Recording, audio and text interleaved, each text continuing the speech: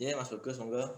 Eh, yang itu Pak, KDP itu yang dimasukkan dalam apa aplikasi Sakti BMN itu gimana kalau gimana itu Pak? Kan biasanya kalau aset yang dimasukkan dalam aplikasi Sakti BMN itu kreditnya itu aset yang belum diregister. Nah, kalau KDP itu gimana Pak? Ya, KDP gimana ya? Menurut teman gimana KDP?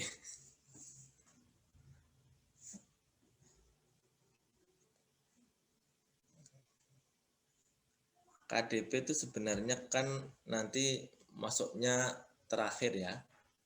Masuknya terakhir setelah ada serah terima kan gitu ya. Tapi memang pertama-tama kan memang harus dicatat dulu sebagai konstruksi dalam pengerjaannya.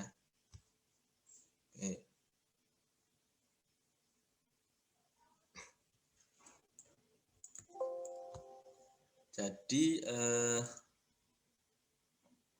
waktu awal-awal dia memang hanya nyatat sebagai KDP gitu aja Mas. Ya. KDP detail ya. Nah, ketika sudah selesai, sudah serah terima, maka KDP-nya dikredit. Debitnya adalah aset apa? Mau berupa aset tetap atau aset tetap lainnya ya. Kan bisa saja KDP itu berupa aset tak berwujud ya. Kalau dia bangun sesuatu yang sifatnya tak berwujud ya. Ini nggak masalah sih Mas, kita nyatetnya KDP aja sih. Karena kan nggak ada KDP dalam KDP yang belum diregister kan nggak ada.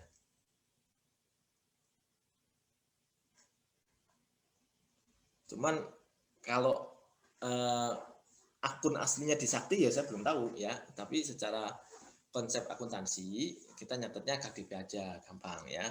Jadi kita tidak terlalu dipusingkan dengan nama akun nanti di Sakti gimana Pak. Nanti kita bisa lihat aplikasinya ya.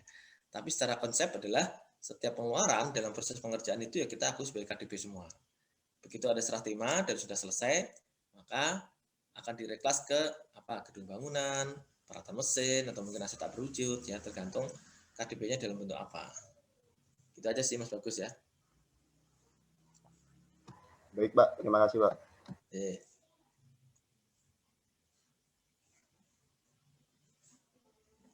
Itu kan sebenarnya KDP itu aset yang belum diregister. Kenapa? Karena kan belum dicek sama inspektorat, belum dicek sama internal auditor kita kan. Kalau dicek baru ada serah terima kan gitu nanti. Oh ini sudah sesuai dengan kontrak nih, baru boleh diserah terimakan gitu. Hakikatnya gitu. Kenapa kita nyatanya aset belum register? Karena belum dicek sama penerima barang misalkan.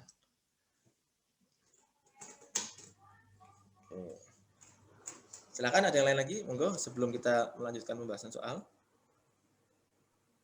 Izin bertanya Pak. Ya monggo Mas Kurniawan. Saya terkadang masih bingung Pak membedakan antara kas lainnya di bendahara pengeluaran dan kas di bendahara pengeluaran. Gimana? Antara kas lainnya di bendahara pengeluaran ya Mas? Iya itu Pak. Oke. Ini juga sering ditanya ya teman-teman ya. Jadi gini Mas Mbak. Jadi memang kalau di pusat itu akunnya lebih rigid ya. Kalau kas di bendahara pengeluaran itu intinya buat menampung uang persediaan saja. Ya, uang persediaan yang berasal dari KPPN atas penerbitan SP2DUP, SP2DTUP, yaitu di situ. Itu ditampung di akun kas di bendahara pengeluaran. Maka pasangannya adalah uang muka dari KPPN kan ya. Kalau dulu di Pemda kan kas di bendahara pengeluaran pada RKPPKD kan dulu gitu ya kalau di Pemda. Nah ini kas di bendahara pengeluaran pasangannya adalah uang muka dari KPPN. Itu khusus dari situ UUP saja. Nah sedangkan kas lainnya di bendahara pengeluaran adalah uang kas yang dipegang bendahara pengeluaran tapi di luar UP. Di luar UP apa? Bisa jadi karena dia motong pajak, dia mengut pajak karena pembelian barang dari kantornya, kemudian bisa juga dia menerima uang titipan, ya misalkan ini ada pembayaran honor nih, atau pembayaran uang perjalanan dinas, sudah disahkan jadi belanja, tapi uangnya belum diterima pegawai, jadi uangnya dititipin dulu di bendahara pengeluaran. Nah itu juga masuk sebagai kas lainnya di bendahara pengeluaran. Gitu ya Mas Kurniawan ya. Baik Pak, izin menyimpulkan berarti untuk kas di bendahara pengeluaran hanya terkait dengan uang persediaan. Betul sekali, hanya Ya Pak. terkait uang persediaan. Satu lagi Pak. Akan.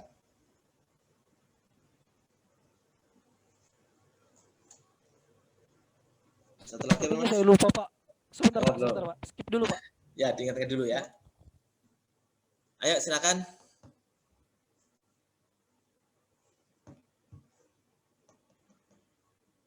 Siapa mau nanya? Mbak Nimas mau nanya, Mbak Nimas.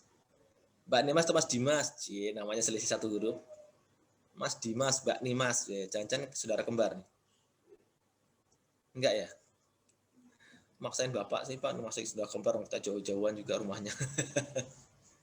Izin bertanya, Pak. Silakan Mas Alivio. Kalau belanja menggunakan UP, terus waktu dibayar itu pakainya SP2DG Unihil, itu berarti kita akan mengakui pengeluaran uang di bendahara kan, Pak? Itu jurnalnya cuma pengakuan belanja sama Dikel, terus uang di bendahara sama uang muka KPPN, atau harus banyak? Soalnya kayak kalau di PPT tuh kayak banyak banget gitu kan Pak, jurnal-jurnal yang nantinya itu bakal ke offset satu sama lain. Tapi nanti praktiknya kalau kita nanti ujian atau kuis, itu 4 gitu aja atau harus banyak itu atau gimana Pak? Ya pokoknya gimana? Memang betul Mas, di Sakti ini jurnalnya agak jelimet ya. Agak jelimet. Ya kita ikuti langkah biar teman-teman terbiasa di Sakti ya. Tapi sebenarnya kalau saya pribadi, kalau saya bikin soal kuis, saya sederhanakan ya. Karena filosofinya kalau SP2DG Unihil itu yang penting Anda mengakui ada pengesahan belanja. Jadi kita mengakui belanja terrealisir sehingga ada sisi kredit Dikel kan gitu ya. Tanda belanja diakui kan gitu. Ada sisi kredit Dikel baik di akrual maupun di buku besar kas kan itu. Kemudian di sisi lain kita juga mengakui ada uang kas di bendera pengeluaran yang kita keluarkan. Karena kan nggak diisi lagi nih. Jadi kita mengakui ada uang yang keluar. Jadi di situ kita membalik sebenarnya. Uang muka dari KPPN debit, kreditnya kas di bendera pengeluaran. Tapi si Sakti itu memang prosedurnya jebet banget ya, ada transaksi segala saya sendiri juga nggak hafal susah nggak hafal ya. Tapi memang itu nanti kalau udah terbiasa pakai aplikasi lama kali udah dengan sendirinya otomatis ini ya, menak PKR kita jalan gitu ya. Tapi yang penting sebenarnya filosofinya adalah aplikasi itu hanya alat bantu ya. Yang penting teman-teman paham bahwa penggunaan iJournal ini adalah buat dua kepentingan ya, untuk kepentingan manajerial dan kepentingan penyusunan laporan keuangan ya. Hal-hal yang di backup oleh Sakti itu seperti itu. Padahal kalau aplikasi yang lain itu ya just for reporting only gitu loh. Tapi kalau Sakti ini multiguna, nggak cuma buat reporting, tapi juga buat pengambilan keputusan berkaitan dengan alokasi anggaran gitu loh ya. Itu Mas Alivio ya. Jadi ya teman-teman harus ya mudah-mudahan selama ini sih kita sih nggak pernah nanyakan di ujian sih untuk yang jelimet-jelimet gitu. Paling kita bikin sederhana aja ya. Kalau nanti di situ misalkan tidak ada SPMG Unihil, tidak ada gitu, berarti kan langkahnya kan gampang nih ya. Masalahnya kalau transaksinya dipisah Mas, ini SPMG Unihil di hari ini, SP2DG Unihil di hari berikutnya lah. Mau nggak mau kan Anda harus nyatet semuanya tuh yang jelimet ya. Tapi kalau langsung terbit SP2DG Unihil, itu enak.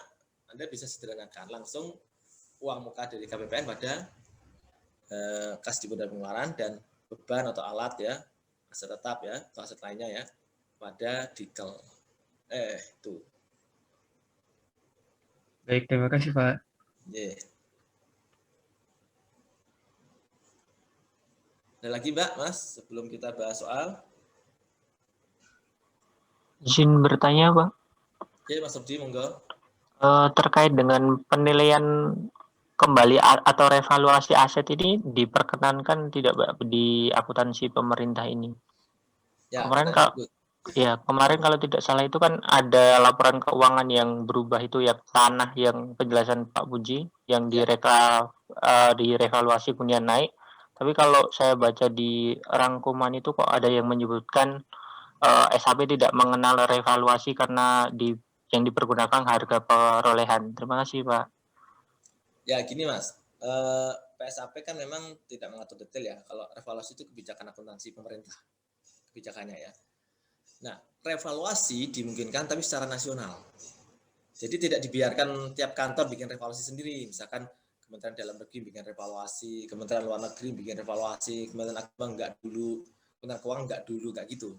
Jadi misalkan kemarin di 2019 kita melakukan revaluasi dalam bentuk sensus BMN ya, sensus barang milik negara. Kita revaluasi semua tuh, misalkan kita fokus tanah. Ya, tanahnya diulang lah, dinilai ulang.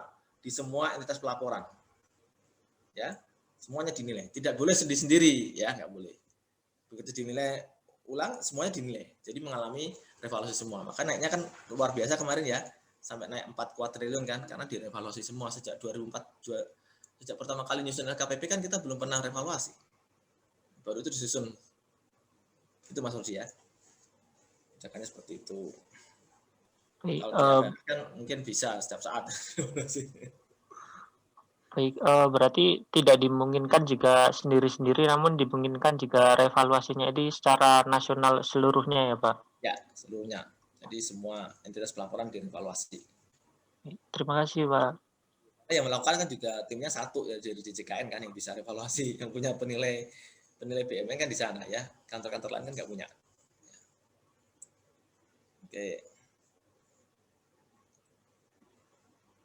Ada lagi Mbak, Mas? Bertanya, Pak. Ya, Mas Farhan.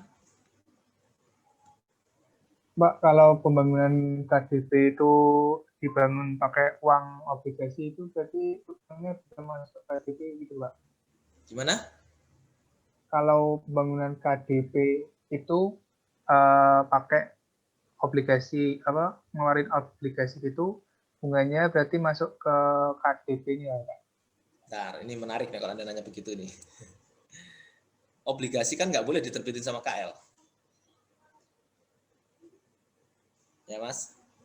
Ya nggak, KL kan nggak boleh terbit obligasi. Yang boleh kan BUN. Jadi kayak terpisah gitu ya. Yang berutang adalah si DJBPR ya, nerbitin SUN gitu ya. Tapi itu duitnya buat mendanai belanja. Jadi kayak nggak kelihatan gitu, ada sumbangsi dari bunga untuk yang dikapitalisasi. Ini kan maksudnya Mas Farhan gitu kan ya. Ini gimana sih Pak bunganya gitu ya? Apakah dia dikapitalisasi? Ini ya. Ya sepengetahuan saya, mohon maaf ya yang terbatas ini, karena pencatatannya terpisah antara BUN dan KL, maka bunga itu nggak bisa dikapitalisasi ke masing-masing KL yang belanja. Karena kan dia sumber pendanaannya kan campuran tuh, rupiah murni segala macam. Ya. Kecuali kita bisa mentelusuri bahwa sumber pendanaan itu misalkan dari PHLN ya, dari pinjaman di bawah luar negeri, dari pinjaman yang di backup dengan SUN misalkan. Ya itu bunganya mungkin bisa dikapitalisasi ya secara logika akuntansinya. Teman saya memang belum mendapatkan itu di kebijakan akuntansi kita ya, karena selama ini memang terpisah kan antara yang nyari utang dengan yang bangun.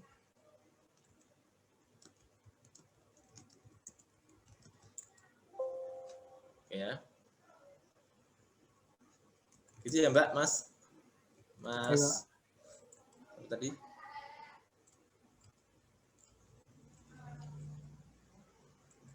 Ada lagi Mbak, Mas? Bisa cari di kebijakan akuntansi juga belum ada sih penjelasan tentang bunga kapitalisasi tadi ya. Pak izin Pak. Ya silakan. Saya masih bingung kayak filosofi dalam membedakan kayak pola di pola aset kemitraan yang BSK sama BKS Pak.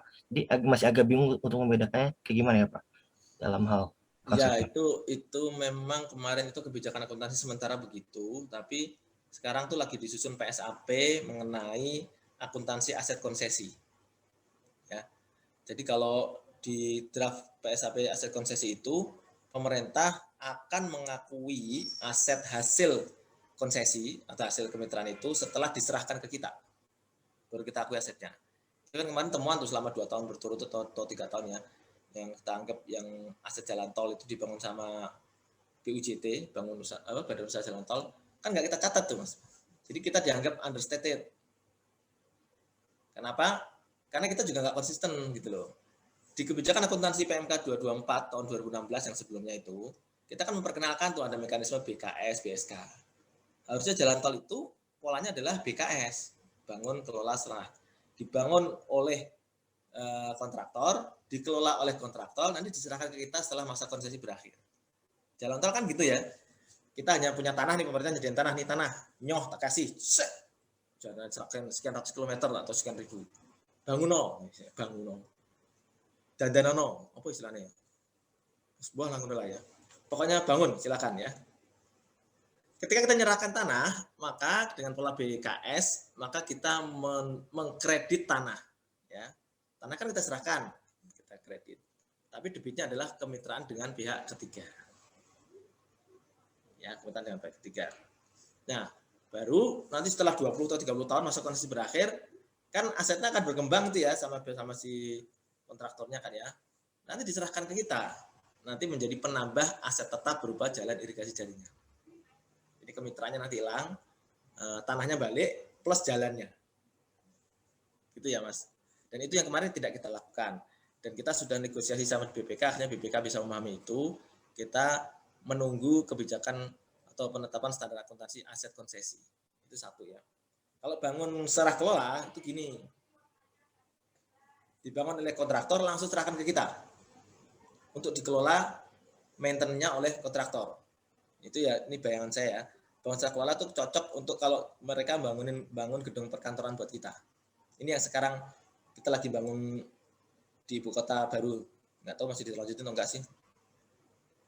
Orang kita juga pas-pasan duitnya. Buktinya THR dipotong, curhat nih. Jadi mohon maaf ya, kita belum bisa membayar THR teman-teman semua. Emang kita terima THR, Pak? Enggak ya, mohon maaf ya. Jadi masih bisa dapat THR lah. Masih banyak protes lagi, THR-nya nggak penuh ya setelah. Masalahnya kita tahun kemarin kita janji ngasih THR-nya penuh. Itu loh, makanya jangan mudah ngasih janji ya. Jadi pelajaran berharga buat kita ya.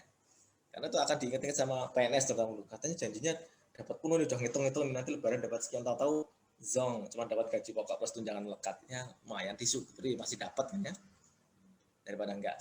Kita nggak punya duit tuh sebenarnya. Nggak tahu nih ibu kota nanti dibangun seperti apa ya.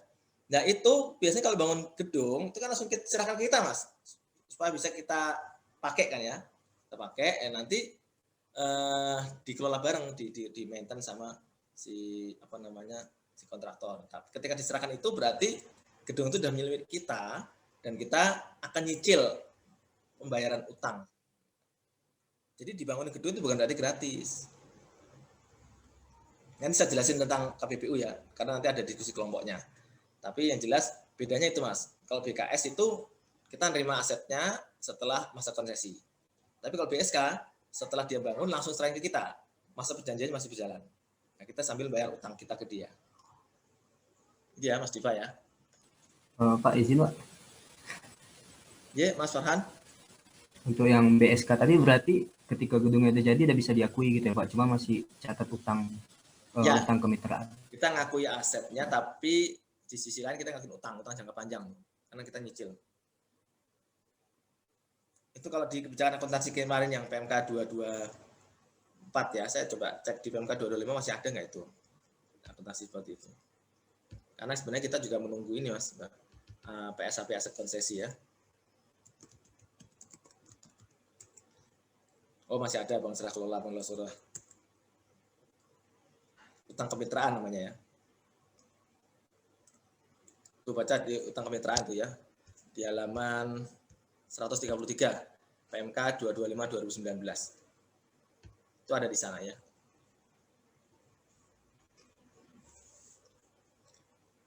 Oke, silakan. Ada lagi nggak? Izin bertanya, Pak. Iya, Mbak Safira, monggo. Yang waktu itu yang ada latihan itu, jadi kan misalnya nentuin harga perolehan tanah kan kita menghitung semua biaya-biaya yang diperlukan ya, Pak. Nah, terus misalnya beli tanah, terus udah ada bangunannya gitu, Pak. Tapi memang tujuan nanti gedungnya itu bakal dimusnahin gitu, cuman mau yang tanahnya aja. Nah, nanti untuk harga perolehannya harga dari gedung yang tadi dihancurin itu juga ditambahin dulu atau enggak ya, Pak? Bukan harga gedung, tapi harga perobohannya itu sebenarnya. Iya. Harga untuk merobohkan gedung. Oh, harga gedungnya yang awalnya enggak ditambahin juga, Pak? Cuman hitung yang harga perobohannya aja berarti? Harga perobohannya ya? Itu kan yang di soal itu kan nilai gedungnya kan sudah termasuk ke harga beli. Jadi dia beli sebidang tanah 900 juta ya di soal itu ya. Sudah termasuk bangunan yang nilainya sekian gitu loh. Jadi nggak perlu kita tambahin lagi. Kalau misalnya nggak termasuk, kita masukin tetap ya, Pak? Kita masukin, ya. Oh, iya, baik. Makasih, Pak. Yang kemarin soal itu belum dibahas ya. Nanti kita bahas satu yang ya, Pak. Oke, cukup, Mbak, Mas? kita bahas soal yang kemarin ya. Kemarin soal latihannya itu sudah sampai apa ya?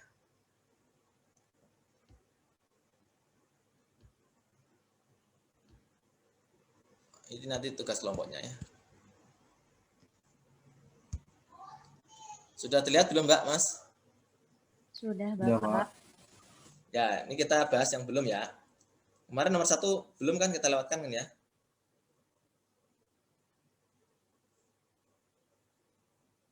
Ya enggak, nomor 1 kemarin enggak kita bahas kan? Iya, belum, Bapak. Ya ini Belum, nomor belum, 1 Pak. ini Nomor 2 yang udah. ya lupa ya.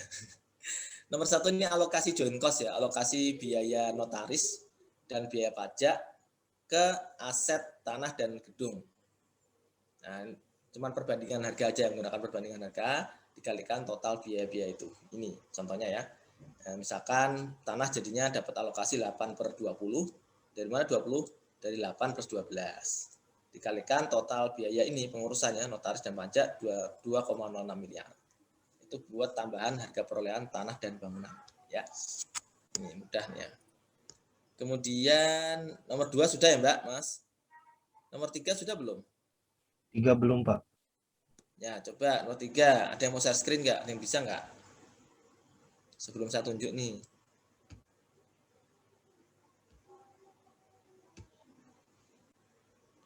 Yuk, ada yang mau ini? Kalau nggak ada yang volunteer, saya tunjuk nih. Ini kan kalian udah ngerjain ini pasti ya. Udah latihan sendiri kan. Mbak Restiana. Ada Mbak Restiana? Ya, baik Pak, sebentar.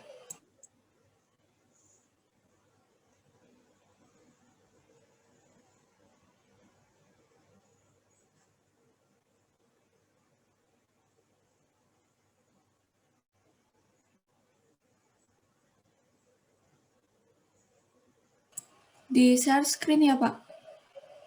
Ya, coba.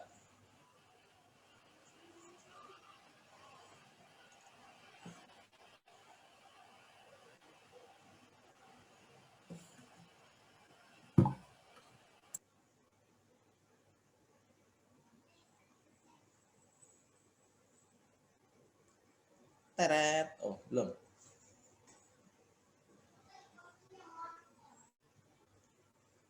Kita tampilkan.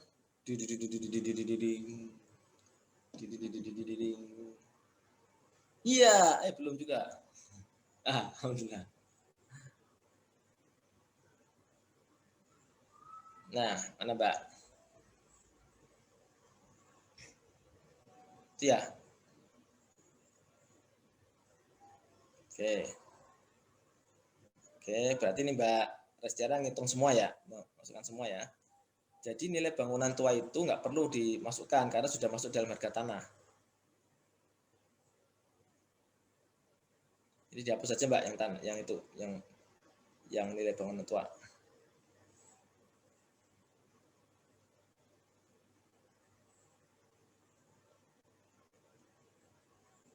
Paham ya Mbak Restiana ya? Nanti yang bangunan tua yang 70 juta dihapus ya. Jadi totalnya nanti berapa tuh? Coba Mbak Restiana hapus, jadi berapa totalnya? Ya, sebentar. Yang Kalau di-delete dengan berapa? 984 ya. Ya ini ya. Ya. Karena kalau Anda cermati di soalnya dibilang beli sebidang tanah sudah termasuk nilai bangunan. Teman di tengah-tengah dikasih informasi tambahan, nilai bangunannya sekian loh. Nah, sebenarnya nggak perlu karena kita sudah all in tadi udah beli tanah ya. Ini jadi double counting. Baik, makasih Mbak Restiana. ya, sama-sama Pak.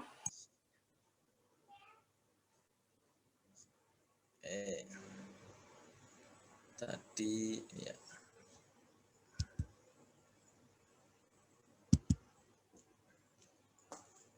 $30 jutanya dicatat sebagai apa Mbak? Mas Torik. Ini biaya konsultan perencanaan. Sebagai apa?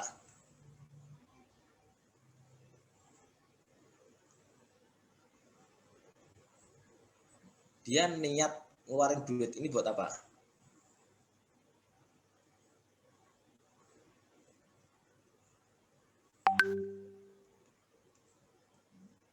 Halo, Mas Torik? Apa kehilangan suara ya, Jan? Kehabisan kuota. Enggak, masih ada kok. Nah. Mana Mas Torik? Dicatat sebagai KDP, Pak. Nah, gitu dong. KDP ya, karena memang niat dilaksanakan gimana?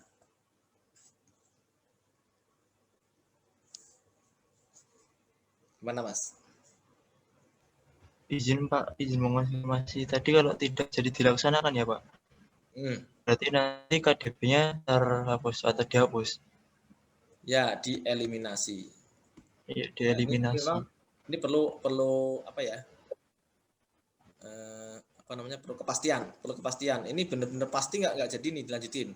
Kalau sudah ada kepastian dari keputusan dari kuasa pengguna anggaran, maka kita eliminasi ya. KDP-nya di kredit, debitnya adalah beban non operasional. Khususnya adalah beban pelepasan aset tetap kan itu. Itu ya Mas Torik ya. Tapi harus ada kepastian berupa SK penghentian, nah, gitu dulu ya. Selama itu enggak ya mangkrak kayak kemarin Wisma Atlet Hambalang kan bertahun-tahun itu jadi KDP. Ya. Oke, clear ya Mas Torik ya. Baik, makasih. Kemudian nomor 6 sudah belum Mbak, Mas? Belum kayaknya ya? Belum, Pak. Kayaknya belum, Pak. Oke, nomor 6. Siapa ya yang mau jawab? Raise hand. Raise your hand. Yang berani nggak?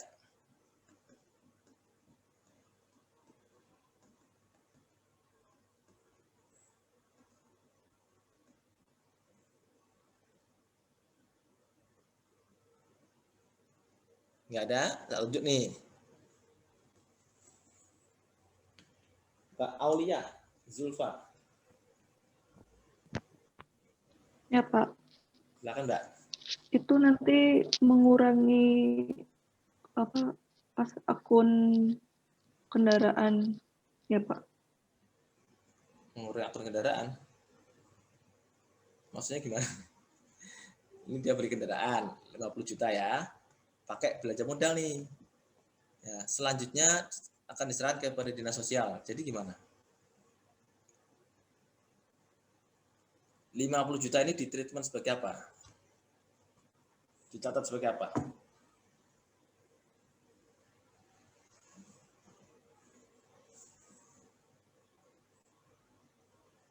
Apa Mbak Aulia?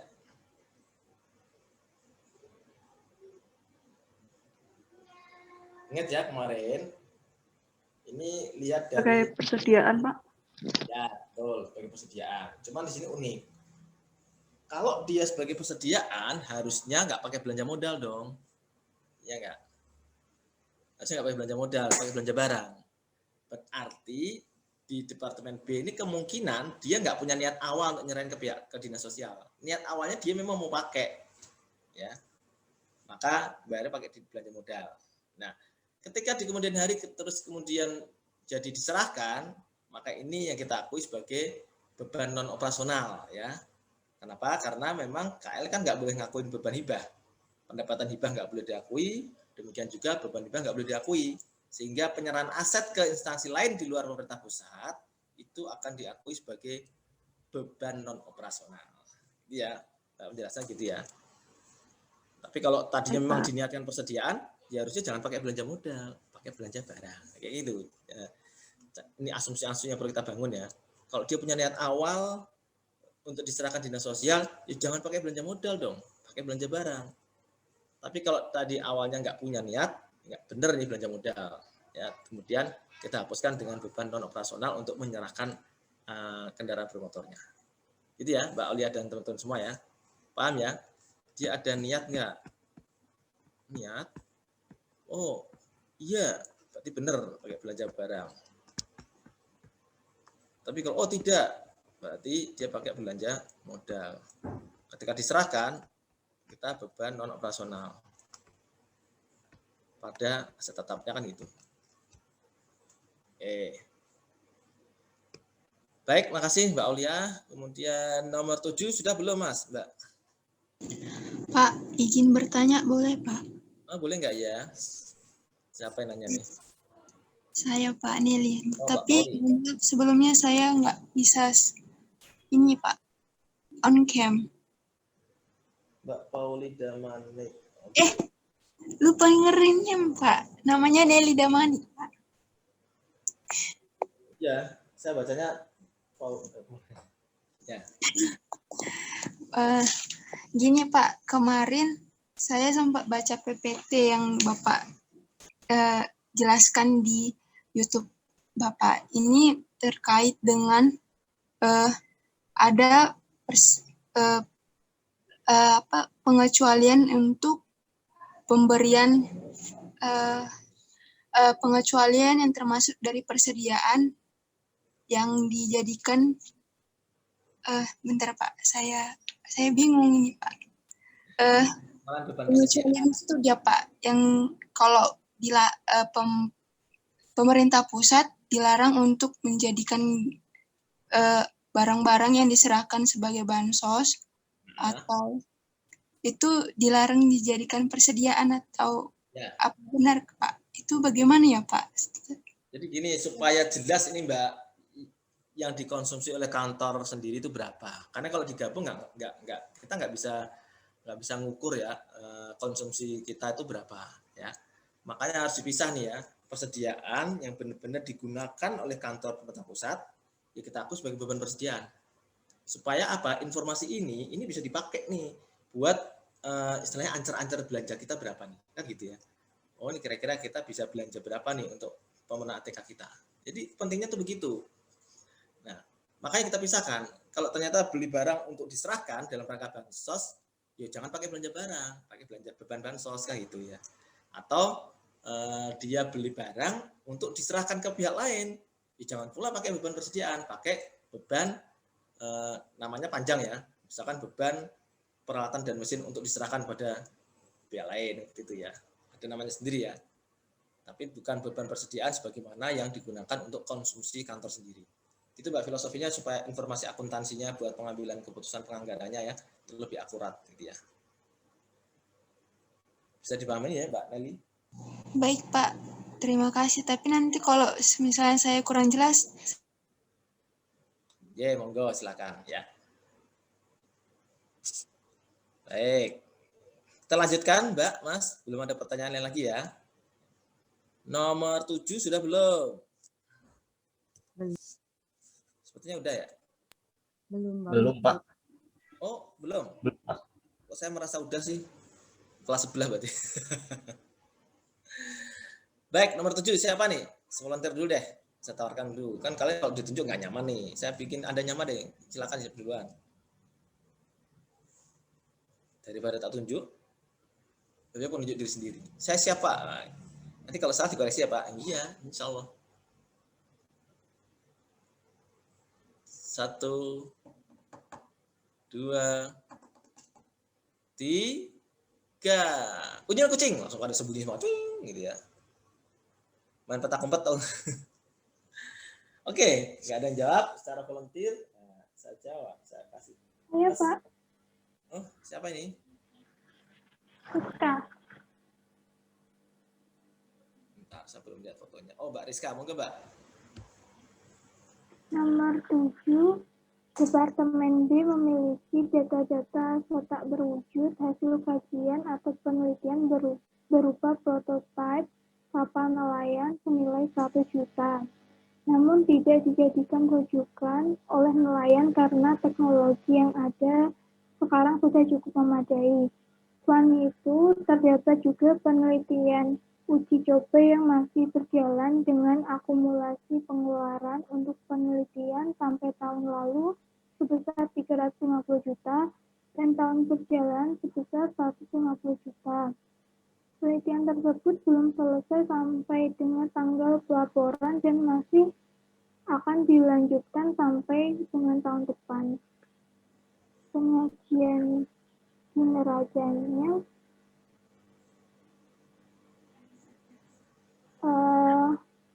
untuk aset tak berwujud yang tidak dapat memberi manfaat itu akan dihentikan. Kemudian yang biaya seperti penelitian akan diakui sebagai beban. Yang pertama diakui sebagai apa, Mbak? Yang ini. Yang 1 juta itu karena tidak dijadikan rujukan oleh nelayan, jadi kan teknologinya udah nggak memadai, berarti akan dihentikan karena tidak memberikan manfaat.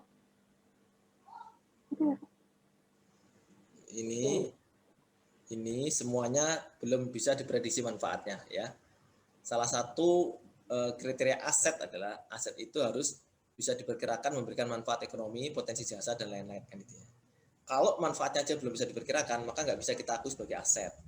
Maka ini kan sebenarnya biaya R&D ya, research and development. Ini langsung kita akui sebagai beban tahun berjalan, betul. Dan nanti diungkapkan di CLK bahwasanya beban tahun berjalan ini sebenarnya niat awalnya itu adalah untuk membangun aset ya, aset tak wujud. Cuman gagal karena masih dalam pengembangan, belum jadi rujukan. Gitu ya, Mbak, Mas. Jadi neraca nggak perlu disajikan, masuknya ke LO sebagai beban dan kita jelaskan. Baik, makasih Mbak Rizka. Kemudian nomor 8, sudah belum?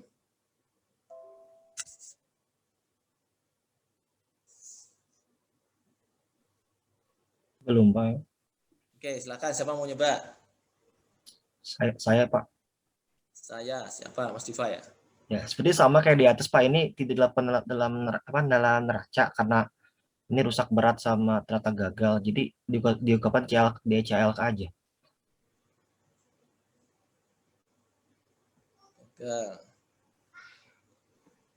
Nah, ini kan semuanya nggak jelas ya. Ini berarti cukup diungkapkan di dalam CLK ya.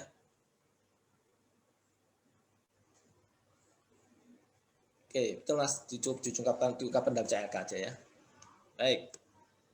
Nomor 9, udah ya? Kayaknya sih udah sih. Coba belum, ada Bapak. catatan. Sudah kan ya? Belum, Pak. Kemarin ngerjain nomor berapa ya? 9 belum ya? Oke, siapa mau nyoba?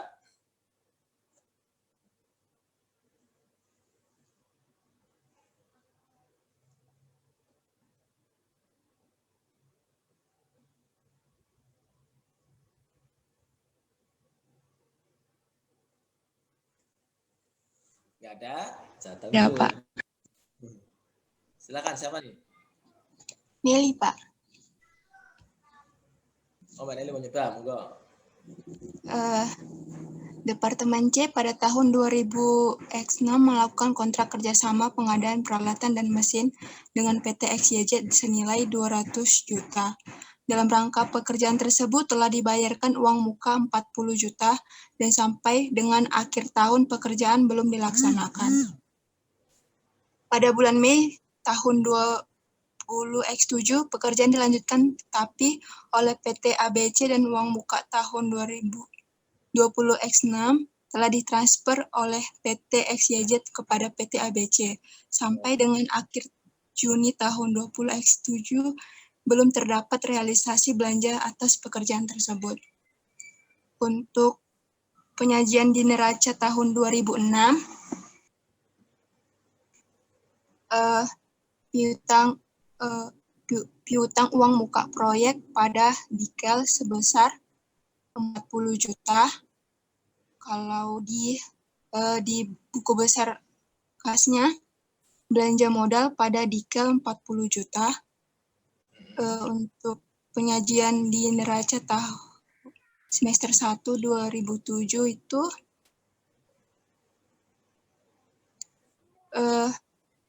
dilakukan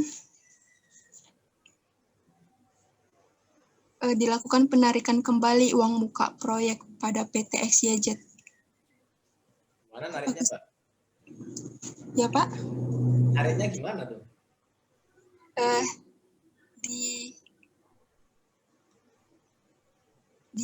Nanti asumsinya kita harus memperhatikan terms and condition di kontrak ya. Kita fokus ke akuntansinya aja ya. Coba kalau akuntansinya gimana nih? Ini kan PT XYZ menyerahkan ya kerjaannya ke PT ABC ya. Meskipun sebenarnya ini nggak umum ya. Apakah kayak gini boleh ya di dalam kontrak ya? Kan dia harusnya minta persetujuan Departemen C dulu dong ya. Saya nggak bisa nih diganti sama ini ya. Diizinin nggak? Kan bisa jadi kalau kontraktor lainnya nggak memenuhi spek dari Departemen C, kan Departemen C nggak mau.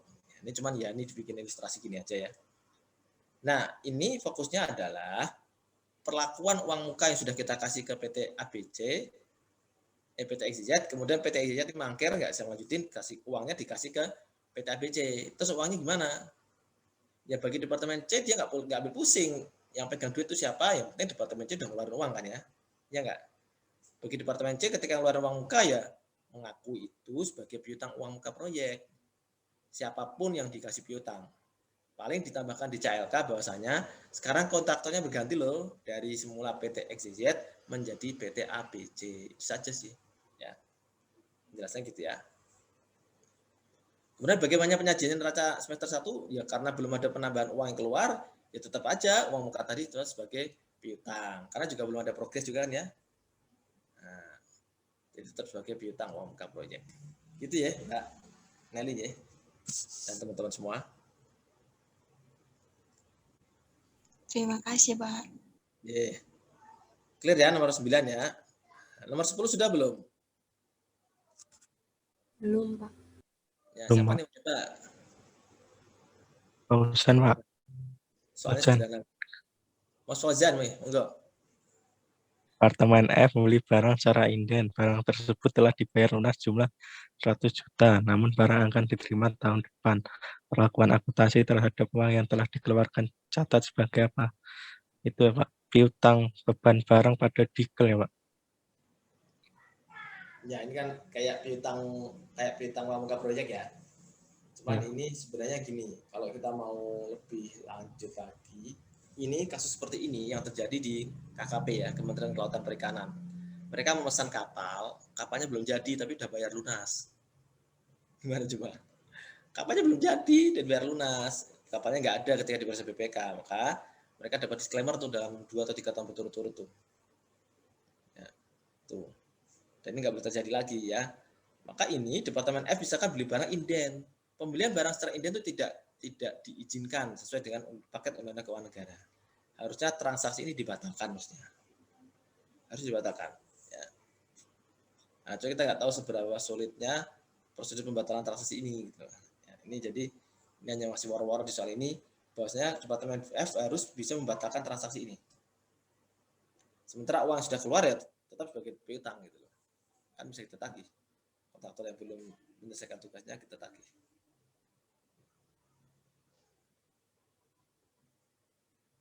Oke, clear ya Mbak, Mas, nomor 10 ya. Bisa dipahami Mas Fazan? Ini sepertinya nomor 12 sudah ya, 11, 12 sudah ya? Udah belum sih? Sudah, Bapak. 12 juga udah ya. Memang kita fokusnya di sini ya. Kemudian nomor 13, belum kayaknya ya, pertukaran aset. Sudah, Pak. Oh, sudah juga. Keren Sudah, banget. Kok bisa keren gini sih kelas ini? Apa sih rahasianya? Itu karena waktu itu ada tanya Bapak, jadi dibahas. Ya, nomor 14 sudah belum? Udah juga ya kayaknya ya? Sudah, Pak. 15 udah juga? Sudah, Pak. Oke. Tepuk tangan dulu udah selesai semua berarti. Cia. Udah semua. Nah, ini ada diskusi kelompok, tapi sebelum diskusi kelompok ya. Nanti kita bahas sedikit dulu soal tugas kita ya. Tugas kita yang hari Ahad itu kita bahas dulu sedikit-sedikit. Nanti menjelang duhur saya bagi kelompok untuk breakout room. Nanti lanjutin lagi diskusi breakout room-nya. Lanjutin lagi diskusi kelompok presentasi. Terus melanjutkan lagi pengerjaan soal PR-nya ya. Jadi kita cicil nih. Mungkin ada pertanyaan dulu Mas. Pertanyaan terlebih dulu sebelum saya masuk ke soal latihan yang kedua ini. Nah, ntar dulu ya. Ini harus tak hapus dulu nih.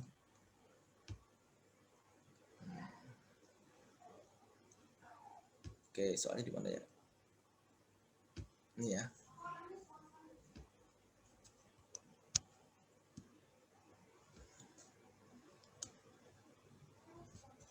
Soalnya udah ada jawaban tadi dari kelas 11. Harus saya hapus dulu.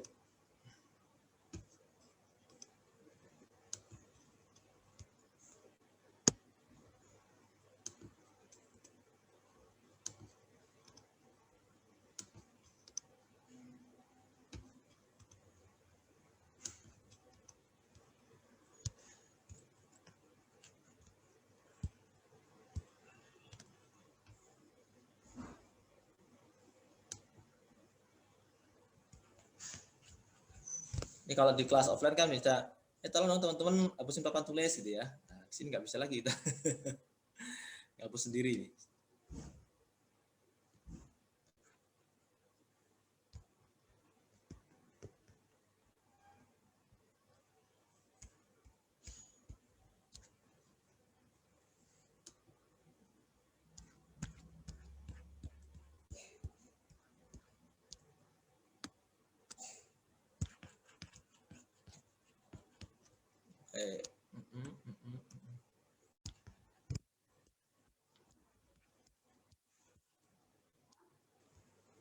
Oke, ini model soal yang dulu ketika aset tetap masih menjadi materi terpisah setelah UTS. Kalau nanti sudah gabung, ini kemungkinan soalnya gabung sama siklus ya. Nah ini teman-teman, kita coba kupas satu-satu transaksinya. Kebetulan ini memang soalnya belum saya update ya, mohon maaf. Ini harusnya PMK-nya PMK 225 2019 ini ya. Ini harusnya 225 2019 PMK terbaru. Kemudian ini jurnalnya juga 212 2019 ya. PMK 225 aja udah dirubah lagi tuh. Jadi PMK berapa kemarin saya lupa.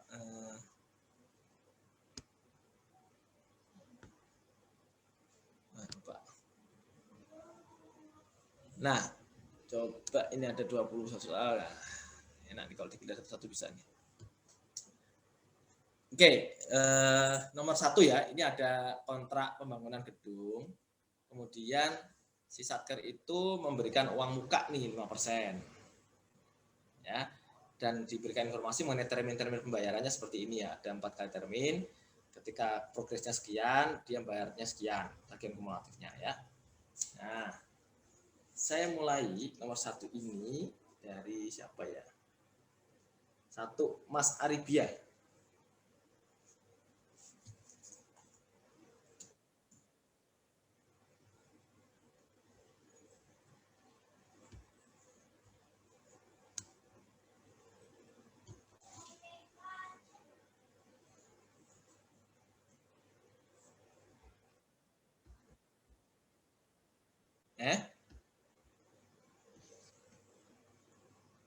Yang no entry yang mana, Mas?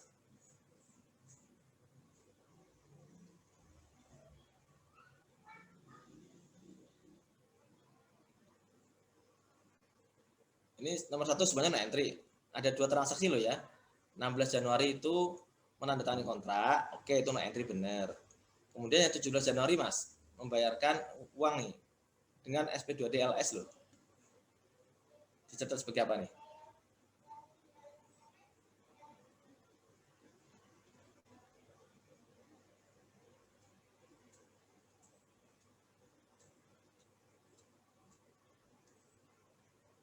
Ingat ya.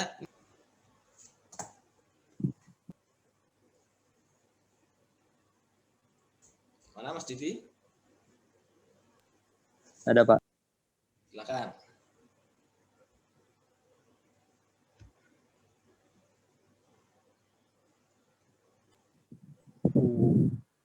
Yang 18 Januari aset tetap komputer yang belum diregister pada belanja modal yang masih harus dibayar sebesar 110 juta. Terus yang 22 Januari belanja modal yang masih harus dibayar pada Dikel sebesar 110 juta. Terus aset tetap komputer pada aset tetap komputer yang belum diregister sebesar 110 juta. Terus yang di buku besar kasnya belanja modal pada Dikel 110 juta.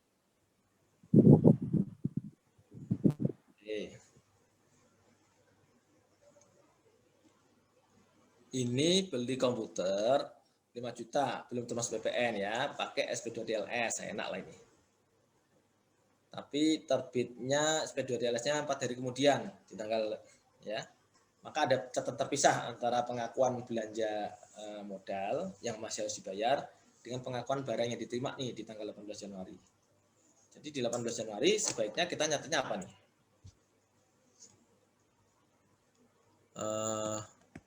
Misalkan ya peralatan dan mesin yang belum diregister gini ya Mbak, Mas.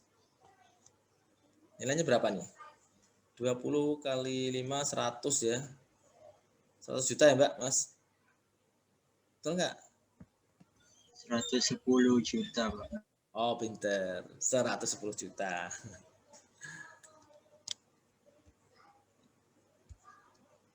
Berarti you are still with me ya. 110.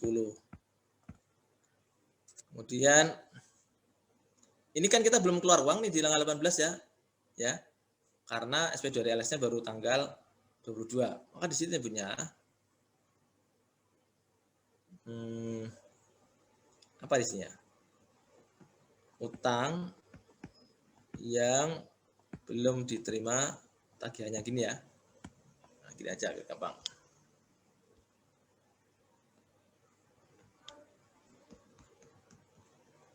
Oke. Kemudian ini kan tanggal 18 ya, baru di tanggal 22-nya kita ngakuin tuh ya. Karena sudah ada SP2DLS, berarti utang yang belum diterima tagihannya kan harusnya jadi belanja ya. Belanja modal yang masih harus dibayar kan ini. Tapi memang tidak dilihatkan di sini SPMLS-nya kapan ya. Yang masih dibayar. Terus di sini belanja yang masih harus dibayar, belanja modal ya. Pada dikel baru gini. Oke.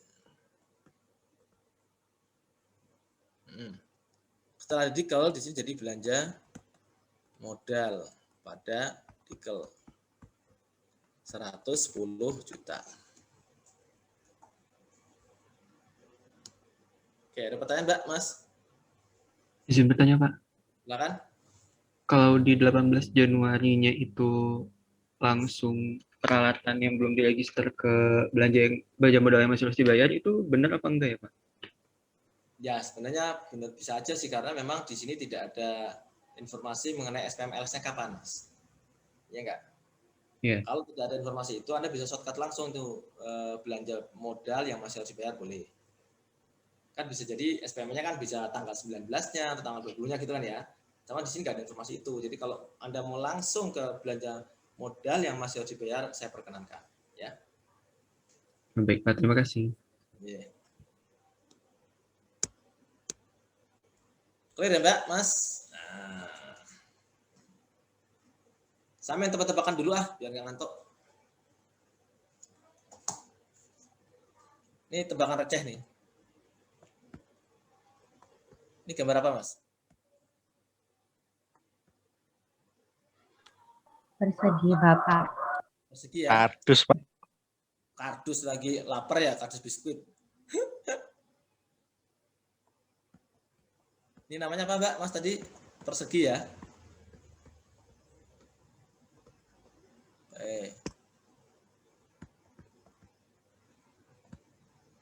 Ya jelas, oke. Pertinyi ini. Pertanyaan saya adalah berapa persegi yang Anda lihat ini?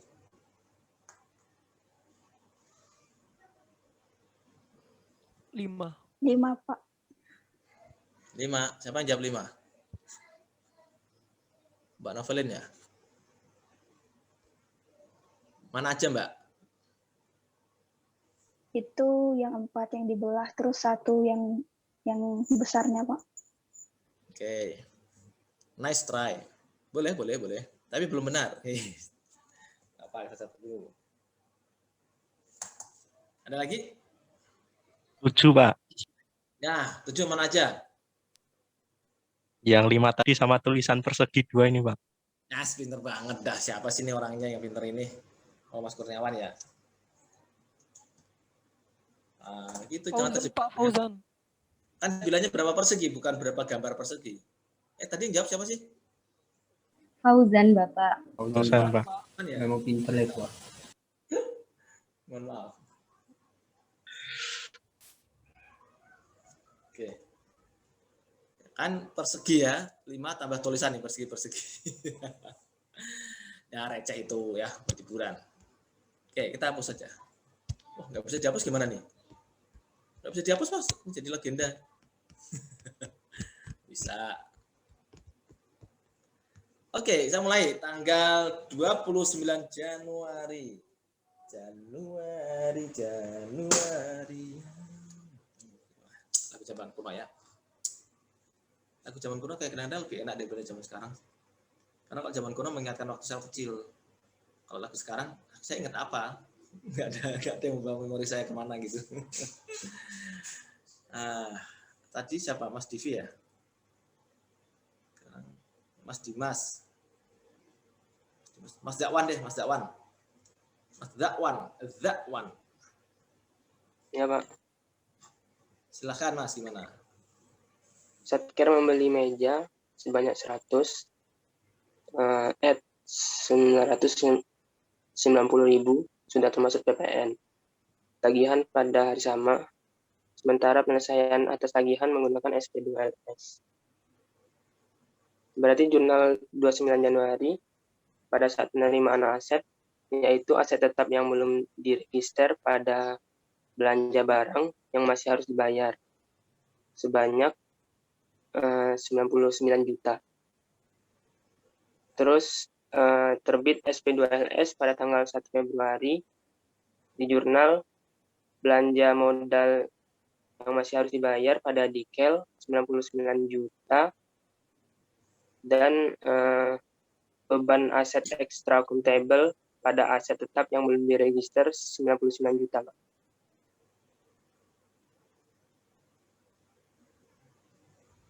Terus? Udah itu aja, Pak. Udah itu aja.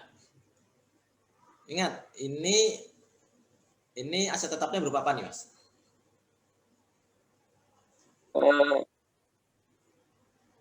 Aset extra akuntabel. Nah, aset extra akuntabel ya. Jadi misalkan teman-teman apa ya? Kalau saya begini, saya biasanya langsung kalau di BMK 212 kan berbelit gitu ya. Saya langsung ini karena kita udah tahu dia tidak memenuhi batas minimum kapitalisasi per unitnya ya. Kita lihat per unit ya, bukan ke total.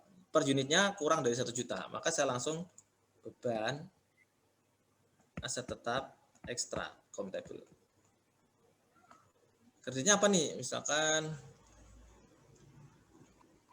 tagihan diterima sama, penyelesaian atas tagihan berapa kemudian. Nah, kita langsung aja gini, misalkan karena informasi SPMLS nggak ada, bisa langsung kita nih belanja barang yang masih harus dibayar sebesar 99 juta ya Mbak, Mas. Ini.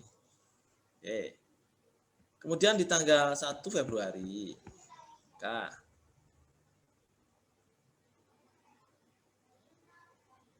jadi gimana? Belanja barang yang masih harus dibayar gini ya. Kemudian pada apa nih? Dikel ya. Sebesar 99 juta. Kemudian jurnal buku besar kasnya belanja barang pada Dikel 99 juta. Nah, ini aja Mas ya. Jadi kata kuncinya di situ ada barang yang nilainya per unit di bawah 1 juta, langsung dianggap sebagai beban aset ekstra akuntabel ya. Nah, ketika terbit SP2LS, ya udah tinggal pembayaran yang belanja yang belum dibayar aja. Oke. Bisa dipahami Mas? Mas Dakwan? Bisa Pak. Tadi kayak gini ya? Izin Pak. Ya. Yeah. Kalau misal itu pas tanggal 29 itu belum diregister itu gimana ya Pak? Langsung beban atau gimana? Belum diregister. Kan itu masuk ke SIMAK itu enggak sih Pak? Masuk ke SIMAK. Nah, yang pas tanggal 29 itu belum diregister gitu Pak. Terus ada info diregisternya itu tanggal 1 Februari. Itu yang 29 itu debitnya gimana ya, Pak? Debitnya bisa aja di sementara aset tetap yang belum diregister ya, atau aset yang belum diregister ya. Cuman itu hati-hati aja, nanti orang bisa yang nulis kalau nggak berpengalaman ya, mentang-mentang aset tetap belum diregister nanti nulisnya belanja modal. Padahal nggak boleh belanja modal dia, kan dia paham ini kan nggak mau batas minimum kapitalisasi, ya. Jadi Baik, gitu. Pak. Ini kan tadi saya asumsikan langsung aja di register yang sama ya biar nggak bingung ya.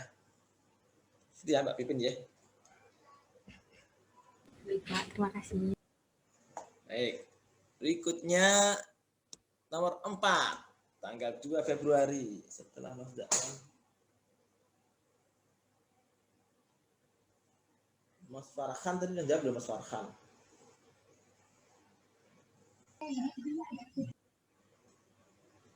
Tadi Mas Farhan udah jawab belum? Lupa Pak. Lupa. Kayaknya ada dikit-dikit deh. Ada dikit-dikit. Ini dia deh, Mas Juan. Juan Sitorus, Juan Ezrando Sitorus. Pak. Silakan Mas.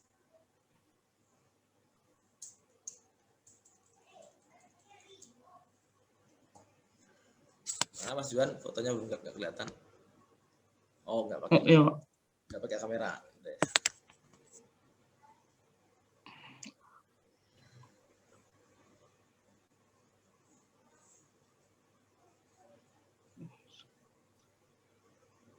Yo, gimana Mas?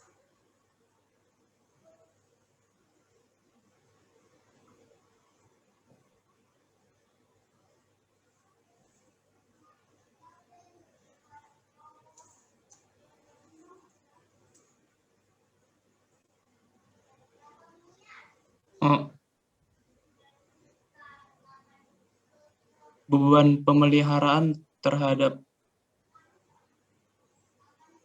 kas yang ditagihkan ke entitas lain, Pak.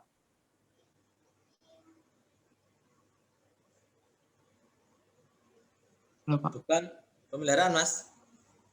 Iya, Pak. Ya. Terhadap ditagihkan ke entitas lain, Pak. Sebesar berapa nih? Sebesar 3.080.000, Pak. Ya, 3.080.000. Kemudian jurnal kasnya apa, Mas? Jurnal kasnya, Pak. Belanja barang terhadap ditagihkan ke entitas lain, Pak. Nah, betul. Ini ya, bagus. Ini karena memang peruntukannya hanya untuk mengganti agar kembali ke kondisi semula dan nilainya juga di bawah batas minimum kapitalisasi ya. Makasih izin Pak. Ya, itu nomor 4 utang PFK-nya nggak ditulis ya Pak? PFK. Oh ya, makasih Mas. Lupaan. Ya. Utang PFK-nya gimana Mas? Berarti tinggal utang PFK di kredit, PPN itu ya Pak. Terus kas lainnya di bendahara pengeluaran. Sebesar itu kan udah termasuk PPN tuh berarti 10% dari 70 tuh 70.000. 70.000 kali 4 berarti kurang lebih 280. Kas lainnya di bendahara pengeluaran. Kan dia harus ngakui dulu kan ya. Pada utang pajak bendahara yang belum di-store ya. 280K. Gini kan ya Mas Diva ya? Ya Pak. Ya, makasih diingetin. Nah, ini karena dia pakai GU. Karena pakai GU dia harus ngakui ada potongan pajak di sana ya. Kalau pakai LS tidak perlu ya. Oke, ada pertanyaan Mbak, Mas? Mohon bertanya Bapak. Yeah. Itu kan SP2DGU-nya terbit keesokan harinya Bapak. Kalau untuk 2 Februarinya bukan pakai beban pemeliharaan terhadap belanja barang yang masih harus dibayar Bapak. Oh boleh kalau mau. Ini saya shortcut aja Mbak. Ini saya shortcut baik, aja. Bapak, terima kasih Pak. Yeah. Ini saya shortcut aja. Ya kalau mau yang banyak tadi gitu ya. Misalkan ini beban pemeliharaan pada belanja barang yang masih harus dibayar. Ya nanti ketika GU terbit, belanja barang yang masih harus dibayar pada dikel bisa. Ini saya singkat aja ya. Oke. Nomor 5. Ding, ding, ding, ding, ding. Ding, ding, ding, ding, ding, ding. Mas Kelvin, mana Mas Kelvin? Hadir, Pak. Ya. Jurnalnya berarti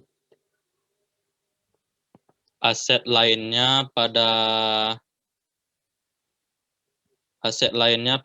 aset tetap mobil dinas sebesar 250 juta. Aset lainnya pada aset tetap mobil dinas. Ya, peralatan mesin ya misalnya. Peralatan mesin ya. 250 juta. Terus akumulasi penyusutan mobil dinas pada akumulasi penyusutan aset tetap lainnya 75 juta.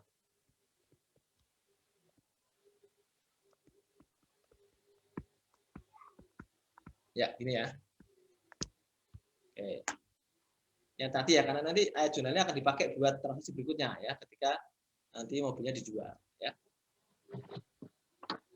Baik, makasih Mas Kelvin ya. Berikutnya Mbak Lutfiana. Ya, Pak. Satker menerima hibah barang berupa 100 unit printer dari pemerintah Australia senilai 5 juta. Berita acara serah terima barang ditandatangani pada hari yang sama. Printer tersebut juga telah direkam dalam simak BMN.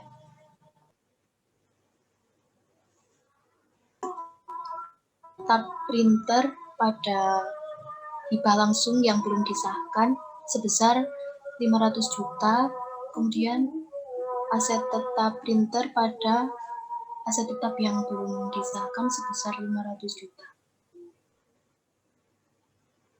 Ya, jadi ini karena terima hibah ya. Terima hibah berarti berupa printer, misalkan peralatan mesin. Udah diregister belum nih? Oh, diregister di hari yang sama ya, udah di sederhanaan aja gitu ya, peralatan mesin pada hibah langsung yang belum disahkan gini ya Mbak, Mas. Senilai berapa nih? 500 juta aja. Gini ya, Mbak Lutfiana. Iya, Pak. Oke, bagus. Gampang nih Mbak ya, Mas. Nah, ini dia. Sekarang termin 2. Ada termin 2 nih. Kira-kira gimana nih tanggal 11 April?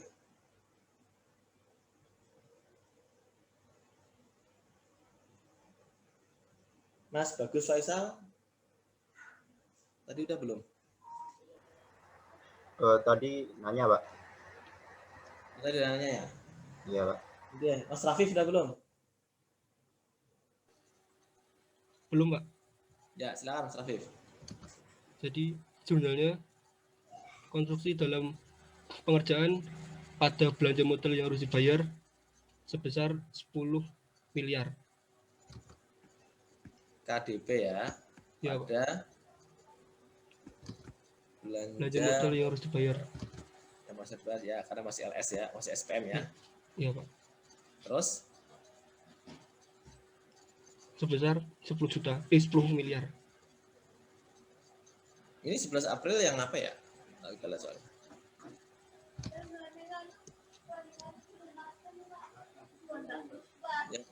Berarti yang ini ya, Mas. Ingat, dalam 25% ini ada termasuk 5% uang muka. Ya. Berarti gimana jurnalnya, Mas?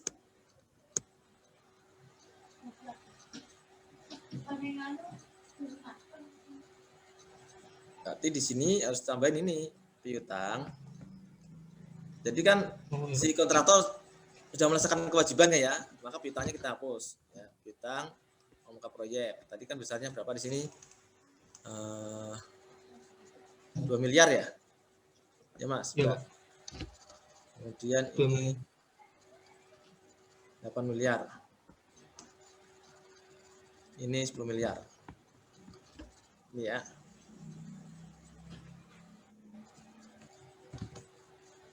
Kemudian nanti tanggalnya tidak.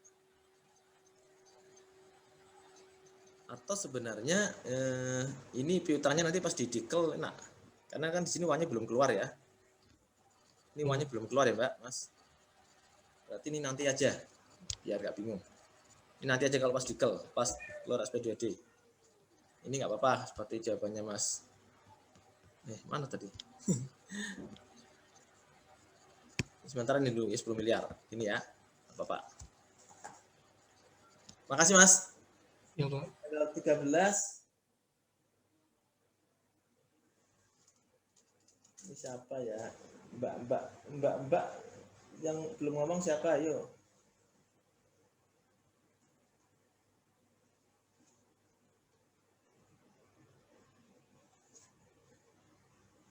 Mbak Resti tadi udah ya? Sudah, Pak. Mbak Rizka udah. Mbak Nabila? Iya, Pak. Silakan, Mbak. Nomor 8, SP2DLS untuk pembayaran tagihan tanggal 11 April 2018 telah terbit. Berarti belanja modal yang masih harus dibayar pada dikel, Pak. Ya, ini sampainya tadi, belanja modal. 10 juta. Yang masih harus dibayar pada dikel. Tapi ingat, ada piutang yang harus kita selesaikan ya, diselesaikan sama kontraktor ya. Piutang uang muka proyek. Ya, sehingga di sini, ini 10, ini 8, ini 2. Ya. Jadi secara tunai nanti di sini belanja modalnya pada dikel bayarnya cuman 8 karena yang 2 sudah dibayar waktu uang muka proyek gitu loh. Itu ya Mbak Nabila ya. Baik, Pak. Oke, kita sudah sampai ke pertanyaan Izin tanya, Pak. Kan, monggo. Kalau ini kan tadi yang tanggal 13 kan belanja modal yang masih harus dibayar dikel, pada dikel dan piutang. Terus yang sebelumnya itu KDP pada apa? Nah, KDP pada belanja modal yang masih harus dibayar itu 10M ya, Pak? Ya. Kenapa enggak pengakuan piutangnya pada tanggal 11 April, Pak? Karena kan piutangnya sudah dibayarkan pas waktu uang muka itu dibayarkan pas tanggal 17 Januari itu, Pak. Kenapa piutangnya taruh mana, Mas? Kenapa piutangnya itu nggak diakui pas tanggal 11 April ini, Pak? Karena kan pas di 17 Januari kan transaksinya kan piutang uang proyek betul, Pak. Tadinya mau tak tulis di situ. Cuman saya melihat piutang lebih enak diperhitungkan ketika ada uang keluar. Ini kan di tanggal 11 belum ada uang keluar, ya. Belum ada uang keluar kan? Nah, di tanggal 13 ada uang keluar, maka kita taruhnya di uang keluar aja. Sebenarnya nggak masalah, Anda taruh di 11 juga nggak masalah, toh selisih 2 hari, toh di tahun yang anggaran yang sama juga nggak masalah. Ya, ini sebenarnya untuk mempermudah teman-teman biar tahu gambaran, oh ini mengurangi uang dikelnya gitu loh. Maksud saya seperti itu sih, Mas Bagus ya. Bisa dipahami ya, Mas Bagus ya? Baik, Pak. Terima kasih, Pak. Oke, kita berhenti sini dulu di nomor 8 ya. Nah, sekarang kita langsung loncat ke sini nanti. Mana ya? Saya nggak tahu, ini kayaknya belum. Saya kirim ke grup aja ya, ke grup WA. Ke grup WA. Ini kelas 422 ya.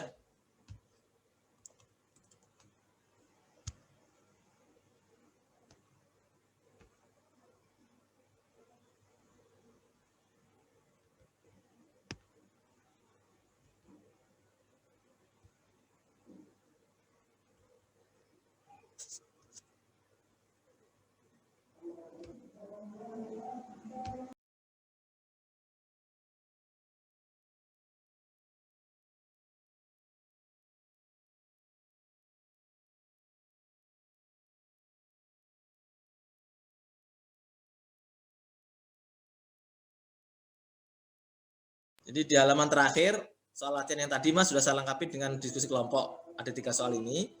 Tolong nanti didiskusikan di breakout room ya, sambil kita istirahat ya. Nah, nanti saya minta disusun PPT-nya, nanti saya tanya ke tiap-tiap kelompok ya. Ini kelompoknya saya buat langsung ya.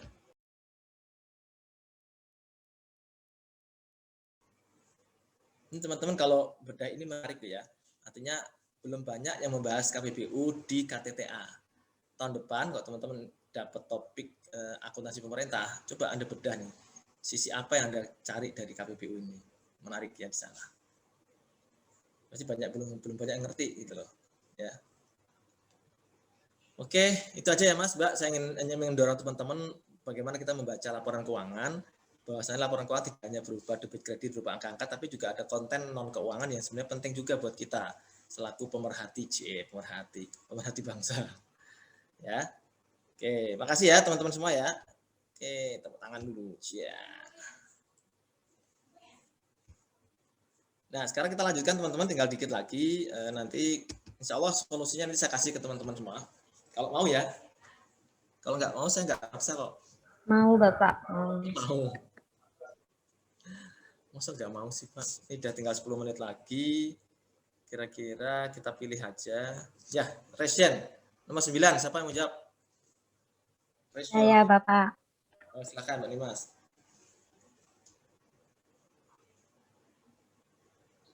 Nomor 9, Satker menerbitkan penetapan ganti rugi atas mobil dinas yang dihentikan penggunaannya pada tanggal 15 Februari sebesar 170 juta.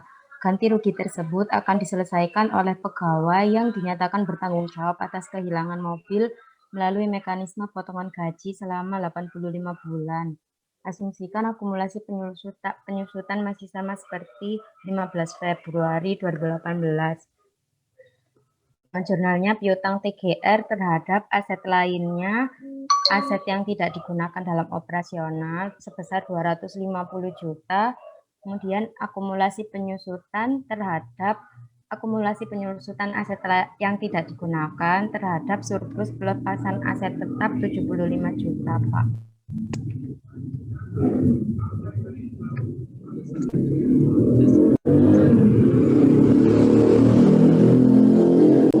Tadi berapa Mbak sini? Piutang TGR 250 juta, Pak. Piutang TGR?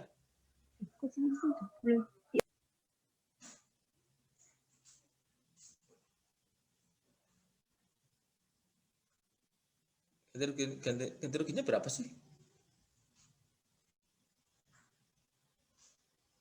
Ini akumulasi penyusunannya berapa?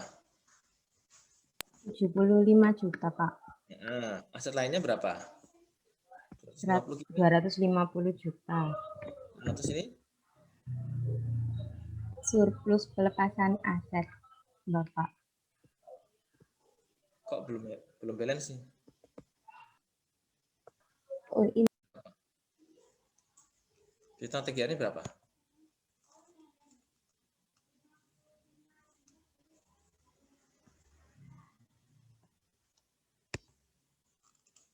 Itu Bapak beban kerugiannya.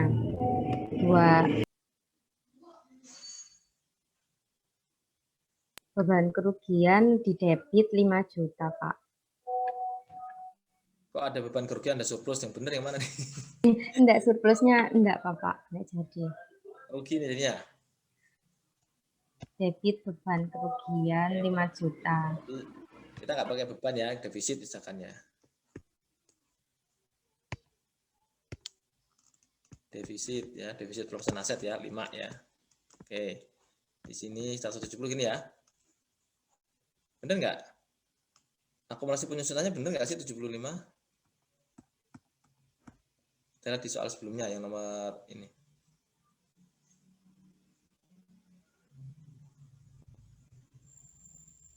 Ini ya. Oh ya bener, akumulasi penyusunannya 75. Oke.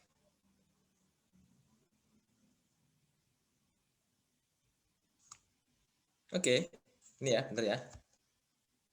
Oke, makasih Mbak Nimas ya.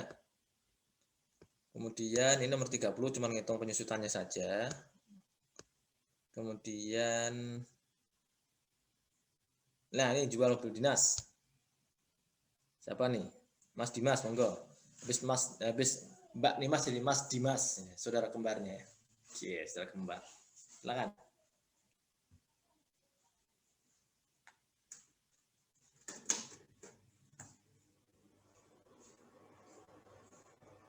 Mana Mas Dimas? Itu Pak di debit diterima dari entitas lain sebesar 150, 850, 750 itu Pak. kemudian akumulasi penyusutannya yang 110.199.900. Dari mana itu? Dari peralatan dan mesin, harga perolehan awal dikurangi dengan nilai buku, Pak. Oke, 110. 199.900, Pak. Oke. Kemudian kredit peralatan dan mesin 230.750.250 rupiah. Lalu kredit surplus kegiatan non operasional, Pak. 30.300.400, Pak. ini ya. Nih. Oke, benar ya. Ini mudah ya. Jual. Kebetulan kita untung nih dapat surplus ya. Ini kalau di buku aktualnya begini. Di buku kasnya gimana, Mas?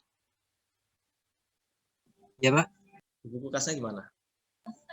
Diterima dari entitas lain ke pendapatan PNBP. Ya, pendapatan penjualan ya.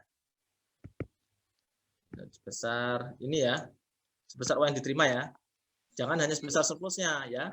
Pendapatan basis kasnya sebesar uang yang diterima 150 sekian itulah pendapatan basis kas yang dihapus sebagai PNBP ya. Jangan terkecoh dengan surplus. Tapi benar-benar lihat uang kas yang diterima ya. Baik, makasih Mas Dimas. Bisa dipahami ya, Mbak, Mas? Oke, tanggal 12 Juli siapa mau nyoba? Ya. Saya, Pak. Siapa ini? Novelin, Pak. Oh, Mbak Novelin silakan. Belum mau dari tadi ya. Silakan. Tanggal 12 Juli. Satker menerima tagihan termin 3 atas pelaksanaan pembangunan gedung 4 lantai. Pada saat itu diketahui progres pembangunan telah mencapai 70%. Tagihan yang diterima oleh Satker senilai 35%. Dari nilai kontrak, Satker merespon tagihan tersebut dengan menerbitkan SPMLS pada hari yang sama. Jurnalnya, utang yang belum diterima tagihannya pada belanja modal yang masih harus dibayar. So, KDP-nya nggak diakui. Oh iya, Pak. KDP pada belanja modal yang masih harus dibayar.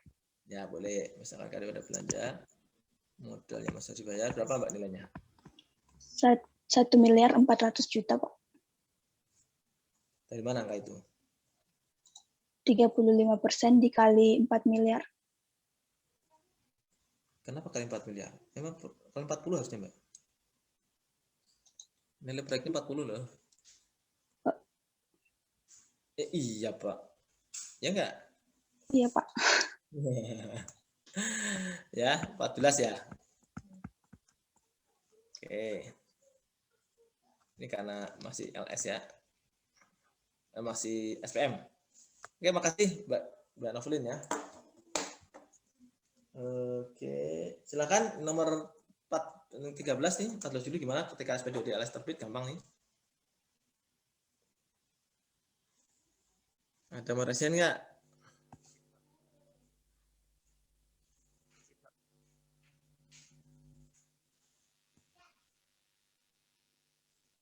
Satu, dua, tiga. Oh, belum ada resen. Izin, Pak. Ya. Izin saya. Apa tadi yang ngomong? Zakwan, Pak. Silakan. Diterima setiap DLS untuk pembayaran 11 jurnalnya belanja modal yang buat dibayar pada detail banyak 14 miliar. Oh ya, belanja pada dikal 14 miliar ya. Dan belanja modal pada dikal di buku besar kas ya. Oke, gampang nih ya. Oke teman-teman, ini masih ada beberapa soal, nanti dilihat aja di kunci jawaban saya ya, yang akan saya share insya Allah di LMS. Ya, ini pertemuan ke-6, pelajari benar-benar. Nanti di pertemuan ke-7 setelah lebaran kita overview materi dan latihan untuk yang siklus ya. Meskipun kemarin sudah latihan, yang dilatihan lagi.